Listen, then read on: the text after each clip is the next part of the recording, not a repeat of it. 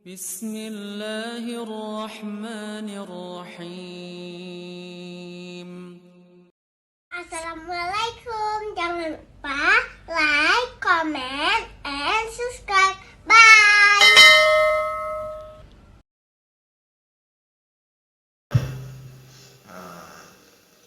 Wind gas. Ahli kali dalam mengompori itu hati-hati. Jadi inja'akum fasiqun binaba'in langsung fatabayyanu langsung. Jangan hanya dengar dari pihak ketiga. Jadi secara umum di rakaat pertama tadi kita diarahkan dengan ayat-ayat yang bagaimana kita menjaga hubungan kita dengan Allah, hukum-hukum Allah kita jaga, apapun yang kita lakukan di dunia ini harus berdasarkan syariat Allah dan Rasulullah. Jangan sampai kita membelakangi syariat Allah dan Rasulullah. Kemudian apakah cukup di situ? Tidak. Sesama kita manusia, sosial kita juga harus kita jaga, harus bagus. Maka tadi bagus sekali ayatnya. Dan kebiasaan saya, kalau saya tahu imamnya ini bagus-bagus, saya nggak bawa bahan. Mungkin yang sudah saya dengar seperti itulah, di beberapa safari juga seperti itu. Saya kalau sudah lihat imamnya bagus, situ nggak bawa bahan. Karena saya tahu dia akan membaca ayat-ayat yang bagus, yang artinya hana satu.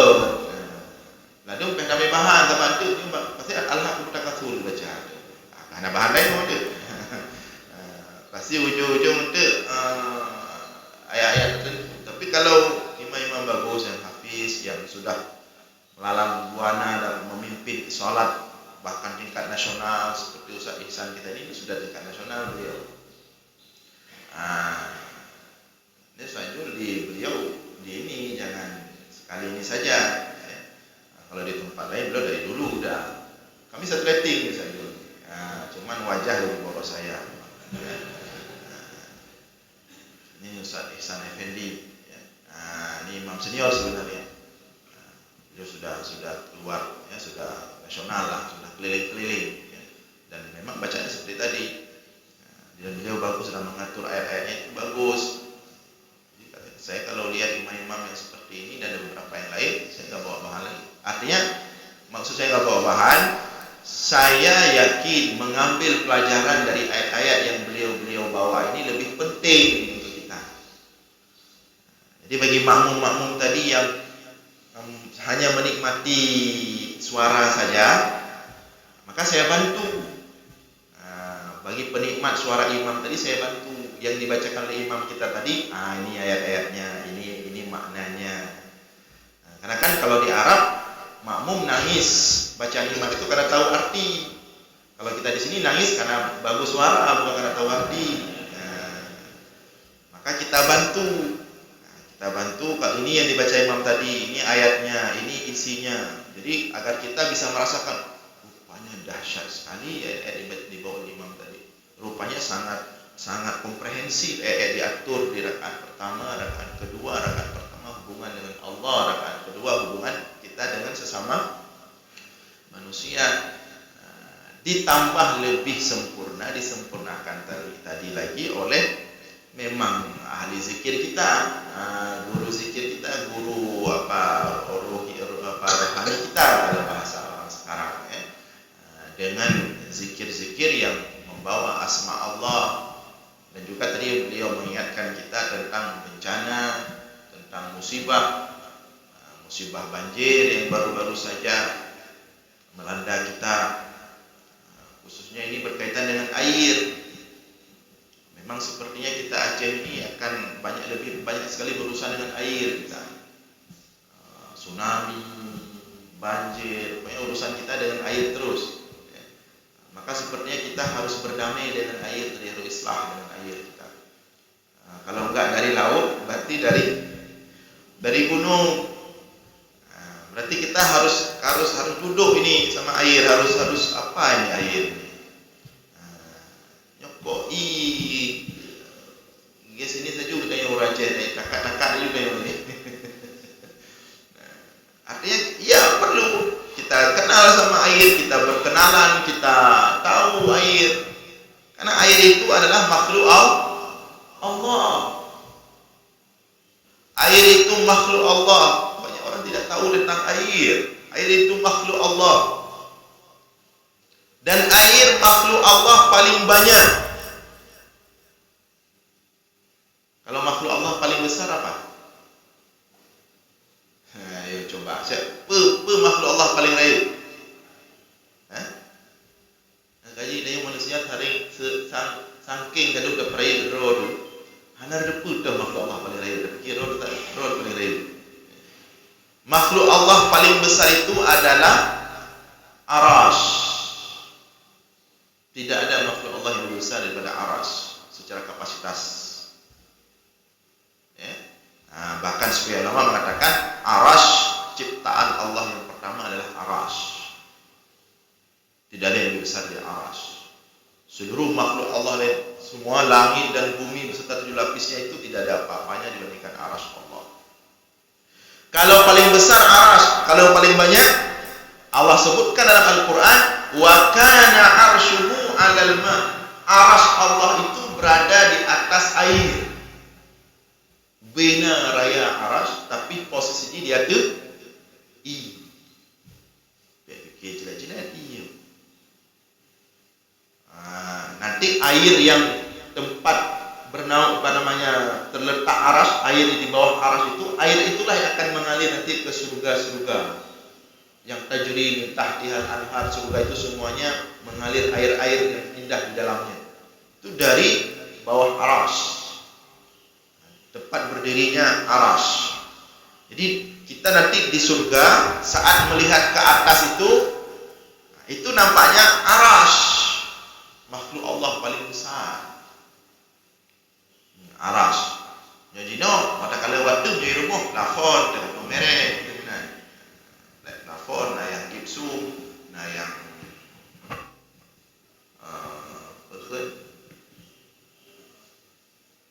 triplek, yang macam lah.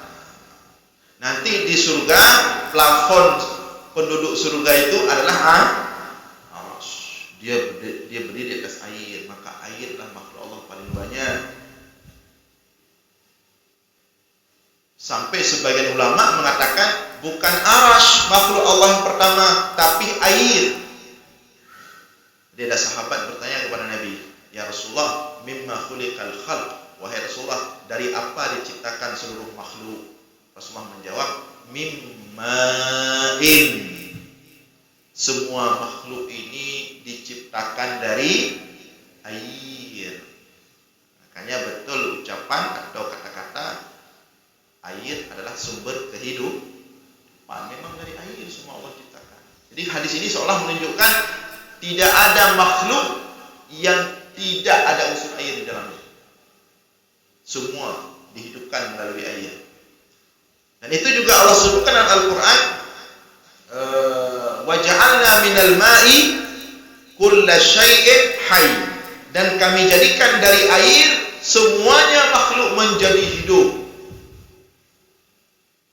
Dan lebih khusus Rasulullah ingatkan kita manusia. Rasulullah mengatakan, nahnu mimma'in. Kita manusia sumber dasarnya dari air. Ini dari i mahan tajik pekah inya malai tu. Dari inya tayujud. Kalau disebutkan dalam ayat min ma'in dafiq, lebih spesifik lagi, min ma'in dafiq. Apa arti dafiq? Nanti lihat sendiri terjemahannya. Menyona dafiq jud manusia, menyohana dafiq tak jud. Nanti bisa lihat dalam terjemah ayat itu arti dafiq. Dari situlah sumber kita. Jadi semua makhluk masuk kita manusia dari air. Maka kita katakan tadi makhluk paling banyak sekayanya air. Kalau kita manusia itu termasuk sedikit. Tanya orang tidur benda kata lu boleh tidur di rumah orang. Taboh tengok tidur 60 ribu. Nak hitung tidur di rumah. Coba sekali hitung semua di rumah. Hidung bari itu, pakai itu yang tab zikir itu. Sini tuan. Umar punya kata 5 ribu tidur minum. Tidak ada apa-apanya kita manusia. Itu dengan sebut kita udah kalah. Apalagi dengan air. Ini bumi ini lebih banyak air atau darat? Hanya 4 pintu darat. Kita semua di atas laut ini. Dan lebih dahsyat air daripada langit malah. Hari ini manusia sudah sampai ke bulan, bahkan mungkin sudah melewati bulan, tapi air yang ada di bumi, laut yang ada di bumi, baru sedikit yang mampu dijelajahi oleh manusia. Baru baca-baca aja ya. Dari begitu besar laut di bumi ini, baru sekian persen mampu dijelajahi oleh manusia. Ternyata lebih dahsyat air, lebih banyak misteri dalam air daripada bahkan di langit. Dan air pernah menenggelamkan bahkan satu bumi pada masa Nabi Nuh. Kalau di Nyokai Mubur. Karena air itu junudullah, yaitu tentara Allah. Namanya tentara ya siap terima perintah. Yang pegang oleh Allah, bengok mandu. Yang Nabi Nabi sampai Allah mengatakan ya sama aqli'i wa ya ardu bla'i ma'aki wa ghidhal ma.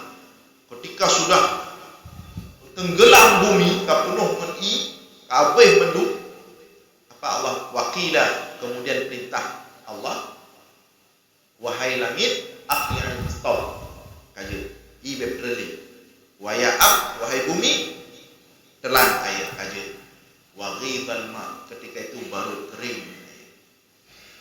Nah, jadi dia ikut perintah Allah, dia ikut perintah Allah. Tapi sedikit lagi, dasar air itu membawa rahmat. Seperti tadi kata Ustaz Jul tadi. Pada dasarnya setiap makhluk Allah ini diciptakan dengan rahmat, kasih sayang. Ini penting kita di poin ini. Dikatakan ini penting sekali untuk digaris bawahi. Karena itu ayat Al-Qur'an. Rabbana wasi'ta kulla syai'in rahmatan wa ilma. Wahai Allah, telah Engkau ciptakan ya, setiap sesuatu itu berisi rahmatan wa ilma, kasih sayang dan ilmu. Dengan dua ini diciptakan semua makhluk. Nah, ada yang disisipkan dua ini dalam semua penciptaan makhluk. Jadi air ini membawa rahmat. Tidak ada istilah air ini sebaliknya sebenarnya. Tapi jadi kalau air sudah tidak lagi membawa rahmat, bukan air yang salah, berarti kita. Maka Rasulullah mengajarkan setiap turun hujan itu kita baca doa, Allahumma sayyiban nafi'an, sayyiban nafi'an. Wahai Allah, turunkan hujan yang memberikan manfaat kepada bumi. Itu kalau turunnya standar. Ini penting. Baiknya sering hujan lagi nyo. Baiknya hujan tahu kada kapan jendong. Ada Rasulullah sudah ajarkan doa-doanya. Jadi kalau hujannya sudah mulai deras, apa doanya? Allahumma sayyiban nafi'a. Ya Allah, jadikan hujan lebat ini sebagai bermanfaat untuk bumi, untuk kami manusia. Tapi begitu kita lihat, kasiju, mana piu-piu, kaduaju, mana piu-piu, kasih tengah huruf, mana piu-piu. Kamu lagi huruf. Apa doanya? Allahumma hawalaina la alaina. Allahumma waddirar wal akam wa butunil awdiyah wa manabitis syajar. Wahai Allah, hawalaina, geserkan hujan ini ke tempat lain. Ada doanya, hawalaina, nyotang ke kamu kaki ya Allah. Hawalaina, buka hujan ini. Kita holain. La alaina, jangan lagi ke kami. Kemudian waddirat, bawalah hujan ini ke hutan-hutan, ke bukit-bukit, waddirab wal akam, ke lembah-lembah, wa butunil audiyah, ke hutan-hutan lebat, wa manabitis syajar, dan ke tempat-tempat tumbuh pohon. Ikeleu je kali puja gede man pakai tadi kabin dulu. Kali cuma kan. Kata dia salah toh. Ayo. Salah deh. Maka sebenarnya apa yang dilakukan oleh Gubernur Aceh dulu Pak Ibrahim Hasan itu, yang dia buat sungai besar-besar itu, sungai Aceh Perayu, Bibiraya, itu sesuai dengan doa ini. Karena doa Rasulullah, waddirab wal akam wa butunil audiyah wa manabitis syajar. Al akamnya atau al-dirabnya maknanya saluran-saluran. Jadi kalau saluran kecil enggak salah air, makanya huronyo ikalan dayo ada perayu saluran, perayu leji. Ya kan? Ya, coba ke tempat-tempat banjir kemarin. Sungai semua sudah siapa yang besarkan? Perayu ikelei nyo perayu dayo. Tak budak pengadaan dia budak pengadaan dia bagi hasil lahinan dah ada raya lain di malam kami biraya memang harus ikut itu peremasan buat sungai besar-besar yang belum dibuat lagi di Losukun. Dulu Banda Aceh seperti Losukun juga menyokau ujun raya kapasitas banjir je Aceh. Tapi setelah dibuat sungai besar-besar biraya tamat. Jadi ada baca doanya, ini ngale je. Di mohon. Nyo dia baca doa ujung-ujung mumang, mau aja. Itu jadi udah ada deh. Jadi lembah kau BBO ya. Apa kan hai kampung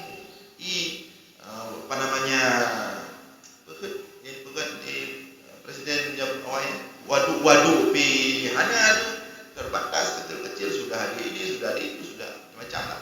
Nah, jadi sebenarnya hujan itu, air itu sahabat kita, dia ingin bersama kita, dia ingin hidup bersama kita, dia pembawa rahmat. Pada diri air itu Allah letakkan rahmat. Cuman kadang-kadang kita saja yang membuat air itu justru bingung sendiri, maka ujung-ujungnya air itu menjadi lawan kita. Kenal dan lebih dekat dan lebih jika itu saja. Jadi demikian kira-kira, masih banyak menarik sebenarnya pembahasan tentang air, nanti bisa dilihat dalam ayat Al-Quran, banyak berbicara tentang air, dalam hadis ya, masih banyak. Tapi setidaknya untuk subuh ini kita sudah dapat beberapa poin penting tentang masalah ini. Jadi seperti kita katakan tadi, hari ini banyak sekali pelajaran dari imam kita tadi, dari Ustaz Jul. Saya cuma menjelaskan saja, menguraikan saja. Mudah-mudahan semua kita mendapatkan pelajaran berharga hari ini. Ada oleh-oleh yang bisa kita bawa pulang, dan tentunya mudah-mudahan dengan pertemuan yang indah ini menambah iman kita, menjadi lebih kuat iman kita, menjadi lebih, dan mudah-mudahan semua kita yang ada di sini wafat meninggal dalam keadaan husnul khotimah ya rabbal alamin. Aqulu qouli hadza wa astaghfirullah li wa lakum. Wassalamu alaikum warahmatullahi wabarakatuh.